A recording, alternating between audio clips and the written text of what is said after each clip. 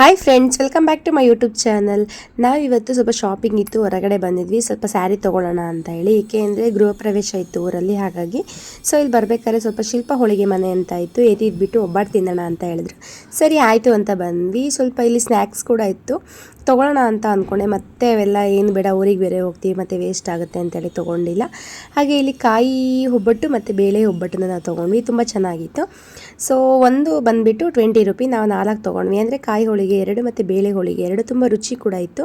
ಆರಾಮ್ಸೆ ಕೊಡ್ಬೋದು 20 ರೂಪಿ, ಏಕೆಂದರೆ ಸ್ವಲ್ಪ ದೊಡ್ಡದಾಗಿ ಕೂಡ ಇತ್ತು ಒಬ್ಬಟ್ಟು. ಹಾಗಾಗಿ ತುಂಬ ಡಿಫ್ರೆಂಟಾಗಿರುವಂತಹ ಫ್ಲೇವರ್ ಎಲ್ಲ ಇತ್ತು, ಬಟ್ ನಮಗೇನು ಇಷ್ಟ ಆಗಲಿಲ್ಲ. ಹಾಗಾಗಿ ಬೇಳೆ ಮತ್ತು ಕಾಯಿ ಹಾಕಿ ಮಾಡಿರೋಂಥ ಒಬ್ಬಟ್ಟನ್ನು ನಾವು ತೊಗೊಂಡ್ವಿ.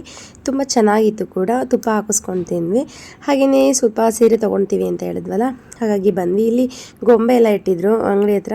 ಹಾಗಾಗಿ ಅಚ್ಚು ಇಲ್ಲ, ಅದನ್ನು ಗೊಂಬೆ ಅಂತ ಮಾತಾಡಿಸ್ತಾ ಇದ್ದ. ಹಾಗೆ ಒಂದು ಕ್ಲಿಪ್ಪಿಂಗ್ ಕೂಡ ತೊಗೊಂಡೆ. ಇದಾಗಿತ್ತು ಇವತ್ತಿನ ಒಂದು ವ್ಲಾಗ್.